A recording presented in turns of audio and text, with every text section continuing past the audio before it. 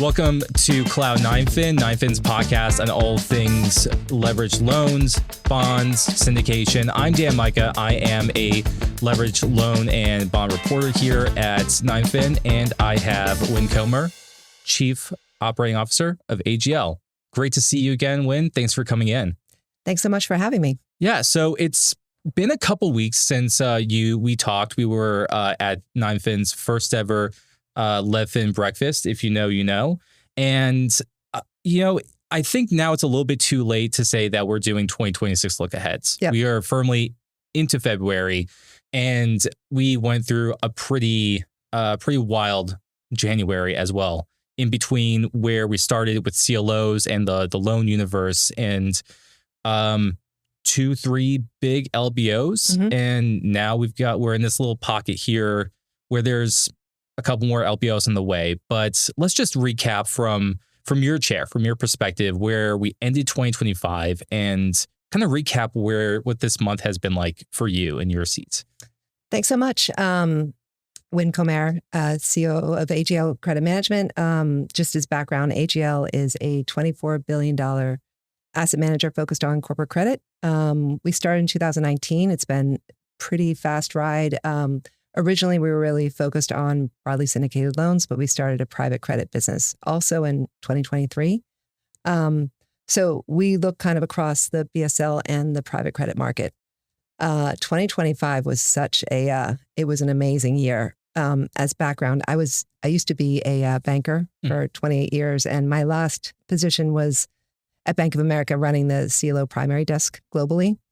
But I do remember in 2006, I was at Citi, and we were so excited because we did 26 CLOs that year, and we thought it was the busiest year ever. AGL did 27 deals last year. We did 9 new issues and the rest refis, resets. So it was an incredibly active year, record year on new issues, record year on resets, refis. But as a result, there was a ton of demand for leveraged loans. And there was not the supply that we were expecting. All year long, we had been hearing, quarter later, and second half of the year, and it just didn't materialize. So we saw a really pretty enormous tightening in leveraged loans in the market, which we saw coming into 2026. And the breakfast was really interesting because you had somebody on the bond side, you had somebody from leverage finance, and I was excited to hear that there were going to be a lot of leverage loans coming. I think we're still kind of, we've seen some of them. We keep hearing about the EAs coming down the pike, but we're still not seeing as much supply as we thought. And at the meantime, leverage loans was kind of entered 2026 in like 65% of the market trading above par. That was just really kind of difficult technical. Today it's 20%, and that's in the last 2 weeks, I think, since we had the breakfast. So yeah, really, really interesting dynamic, really interesting market to be in. Mm-hmm. What a whiplash, right? Yes. How quickly things change in 2 weeks in 2026. Yeah, I mean, from what we were talking about during the breakfast, there was just so much cash that was already in this area before this year started, right? In between new CLOs that were ready to get out and start buying, between inflows into ETFs, just between the amount of cash that was left over at the end of the year after clipping coupons. So where were we at the start of the year? And then we had plenty of new paper that came in terms of the first kind of wave of LBOs, whether it's Hologic, whether it's McLean Power Systems, whether it's been too long, and I'm trying to put it all together. Right. There was 35 Hillenbrand. Yep. For my Hillenbrand fans out there. Yes, exactly. No, it was, we had 35 billion of new issue. The other thing we saw was 7 billion of CLOs called in January. So that's a pretty astounding number of calls, but it's reflective of, 65% of the market trading above par. If you're an equity investor and you're kind of thinking about it, maybe that's the right time to execute a call on your CLO. So we had a lot of supply. I do think that people had cash, to deploy coming into January. And anecdotally, I'm hearing that kind of 2/3 of that cash was deployed in new issue and the rest kind of in secondary. So I think cash was mostly deployed when we started to see the more volatility that we've seen over the last couple of weeks. Mm-hmm. So then spreads were just going to be tight just because the technicals were still tight coming into the year. Yeah, I think the Hologic loan, I think it was a B1, came at 225. Yeah. They upsized from 5.5. I think they had $9 billion of demand for that loan. Ended up, allocating $7 billion, but 225. I remember that also in kind of the pre-GFC. 225 was what we kind of structured around as bankers when the all-in cost of capital was, LIBOR at the time plus 60, 65. That's a really tough dynamic, but it just shows the appetite for what I would say is really good, clean paper. I think that's important. I think there's been a interesting technical kind of moving away from certainly triple Cs and any sort of risk to default, but also kind of B3s. We're seeing a shift towards much cleaner paper. Mm-hmm. Hillenbrand and McLean were B2s, and they came in at SOFR 250 as well, and that's been technical for a while. In seeing in syndicated loans, a lot of people pivoting towards that higher level of quality, and the B1s into the triple Cs tending to get a little bit more play in private credit if they're dual tracking. Right, Yeah. right, exactly.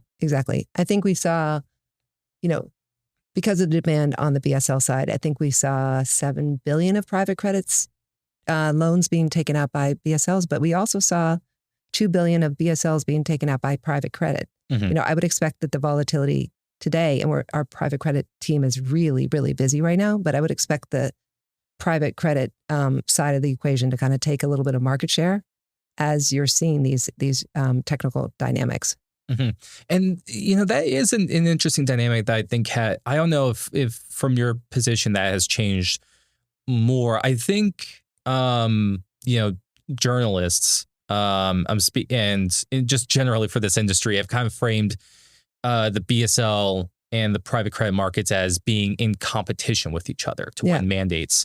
But based on that technical of companies upgrading and moving from PC into potentially a cheaper coupon in the BSL market and vice versa, if they're struggling to fill their books, it feels like this is becoming a place where you can just kind of hop in between depending on what you kind of need. What the goals of the company are, right? Or the private equity sponsor are. I mean, even in January with the kind of record tight markets since the GFC, we still saw movement from BSLs to private credit. So I think that does show you that there's going to be demand, and I would expect again for it to grow a little bit now, given a more volatile market. I do think, during our breakfast, we talked a little bit about what the OCC ruling meant for banks and whether banks were going to be, really aggressively moving into that, more leveraged loans. And I thought that Todd's answer from JP Morgan was particularly notable because he was saying, look, our business is doing very well. Our business, it's not just the OCC, it's the Fed. It's our internal underwriting system. Like, we have our business kind of laid out. We're not pivoting because of this. And from my standpoint, financing is actually a wonderful business for banks from a return on capital basis, and banks and private credit firms have worked together very nicely in terms of figuring out kind of where the risks lie in terms of the financing facility. So the two markets absolutely can coexist. I think we've seen that, and I think we'll continue to see that. Yeah, and I think there was a great quote from one of my colleagues when we were doing a deeper dive after that ruling came out. Someone saying, the door is now open, but are we going to necessarily run through it in terms of, trying to do a 8, 9, 10 times lever deal, even like a 7 times lever deal in the BSL market? Not necessarily. Right. And I think there's also that natural break in that syndicated funds, CLOs, aren't necessarily going to look at a deal with that much leverage and say we're going to underwrite that anyway. Right. I mean, the underwrite is the key, and the market needs to clear, right? So what you're seeing, I mean, CoreLogic could have had a more levered structure, could have gone for a B3, but they, in a very smart decision, kind of decided to be uber clean, and that made a lot of sense. I think that the levered B3 technology names that you saw 2 years ago, you're not really seeing a lot of those kind of come to market right now, and I don't expect to see them for a while. You mentioned volatility. Yep. Again, very timely that you came Thanks for in. inviting me today. We are in a market environment right now where the software story is under a lot of scrutiny, both on the equity side, both in and now increasingly in loans as well, and in the credit world. Let's just start with your high point view. Is vibe coding going to disrupt the software industry? First of all, that name has got to be one of the worst names ever. But anyway, vibe coding. So here's what I would say. I think that LevFin is a very technology dependent company. So that you don't pivot in a day because a new technology comes out. We have a 3-person going to 4-person going to 5-person IT kind of technology group. We have a subcommittee on our board to do think about data science, and AI. We've been working for a year to kind of think about how best to leverage new technologies.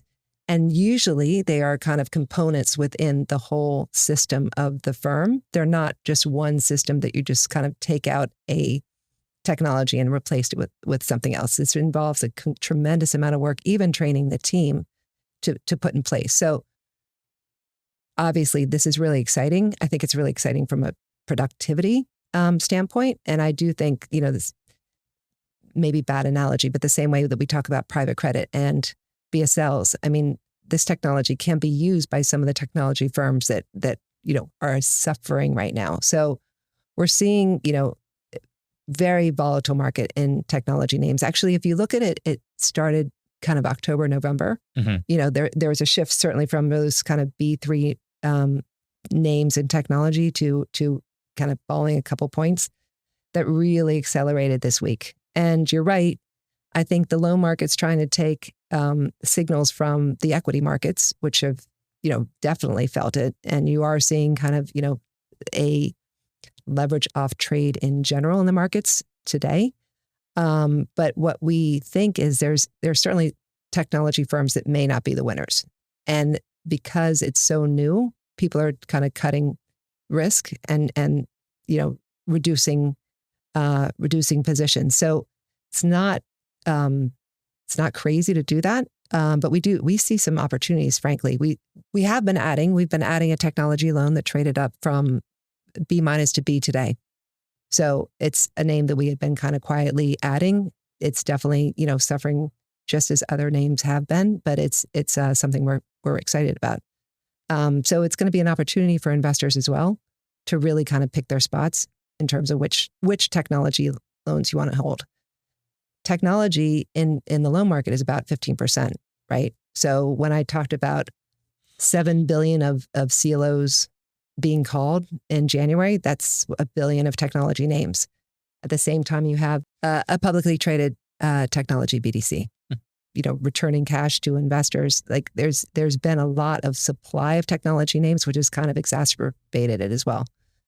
I think today we actually saw a little bit of stability and some of the nicer, the better credits. So hopefully we see that as well. Because this is, I think this is kind of the difficult thing from a loan perspective and a credit underwriting perspective is that it's really easy to go from like a top down way. And that's how, I think that's how equities tend to go sometimes. Yep. Is that you see something and you think the entire basket's gonna struggle. But, I think, as you mentioned, you're, in terms of picking your space, I don't think that, for example, like a hospital system is going to try and vibe code everything, right? There are certain things where Yes. you can't necessarily vibe code an infrastructure back because it's either critical or you have to protect certain kinds of data. From your team's perspective, what's critical there in when there's so much pressure from like a top down outside event, but fundamentally we're in a market that is bottom up, right? And that you Yep. are doing that, and the idea is to pick your spots and pick the ones that are going to do well. Yep. How do you balance that? How's your team trying to balance that right now? So I think we're lucky because we started reducing really in the second half of last year. It's not that we didn't have any technology names, but we're spending a lot of time going literally name by name into, is this an ad at this price? Is this a sell at this price or any price? How do you see that portfolio of names? We're not, no CLO manager is limited, by, unless you're really kind of outsized by the industry, constraints. But I do think you don't want to be seen as kind of taking, AI risk. And there's industry reports by bank research saying, these 100 names, knowing not enough, but anecdotally in talking to people, we think that these are AI names. And here's 100 names, that we identify. It's uncomfortable for managers to be at the top of that list. So I think people are sensitive to that. At the same time, we are paid to make decisions and really use our judgment. And, I think that what this means is a lot of work from the whole team's perspective in terms of making sure that the analysis in terms of all the cash that we see on their balance sheet, all the profits, because these are profitable companies, right? You're taking a forward view for the most part that something in the future is not going to work.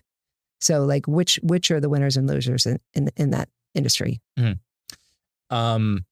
Is it, I'm wondering if your team uses AI to do that, because I think there would be something very funny about using AI to determine if a software credit is going to be disrupted by AI to measure that. We have been using companies that consider themselves AI for 2 years now. We have programs that allow our team to be more thoughtful, allow our team to be using more judgment and doing a little bit more of the rote work of filling in the tables and the reports on general kind of information, as well as things like, immediately providing you with, quarterly call reports or conversations with either the sponsor or the company. That's great, right? That means you can be a little bit more of a critical thinker. I think that's really good for the team. It's not perfect, and it gets better and better the more you use it. So, there's no panacea, right? It still requires human work and making sure that when the report comes out, like, do the numbers make sense? What am I missing? But it allows a little bit more critical thinking, I think, which was important for the team. But it's definitely not. We're not moving to a AI only. There's not vibe credit analysis happening. There's not vibe credit analysis happening. I think if I use that V word one more time, you're gonna just walk out. I mean, I hear it too much from my kids, so the vibes are good or the vibes are not good. So, I think pivoting more broadly, this is one of the interesting things in this market is that the software top down effect. Like Claude releasing that AI model was the thing that caused an entire industry to shake, right? Entire sector to shake. But just this month and throughout the past, starting from like Liberation Day to the broad geopolitical turbulence that has been happening, the loan markets has had very strong technical, right? Mm-hmm. And I think that comes down to just the fact that the market has wanted paper for a very long time. We continue to hear that M&A is coming, that it's coming through, and every quarter there just seems to be not quite the wave breaking that has been foretold. So I am wondering, because of just how quickly things have changed just from our breakfast, right? Between our breakfast and now, people were concerned that the US would invade a NATO ally. Mm-hmm. And that has not gone to pass. But for your team and for you, when we're seeing all these outside headlines about that would disrupt the world, right? And disrupt the world order, trade, how do you go about analyzing what effects that has on your portfolio and the companies that you are invested in? I think it's important to note that we have an extremely deep credit bench. It starts with the top. Our CEO, CIO is Peter Gleistein. He's been in the credit markets for 50 years. We have a deputy CIO. We have head of portfolio management, specialists across the firm in terms of technology, energy, consumer products. I mean, it's years and years of experience that I think we really rely on for that kind of expertise when this volatility comes, because you never really know where the next volatility is going to be. I think that's really helpful when we see these events, to get that kind of 5-decade perspective in terms of like what's actually happening day to day.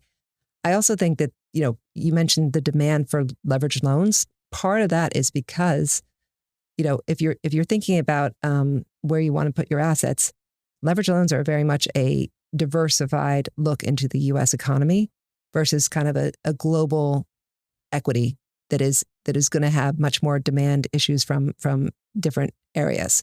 So in periods of volatility, I think we will see more demand, and certainly ETFs have been up this year as well, apart from CLOs.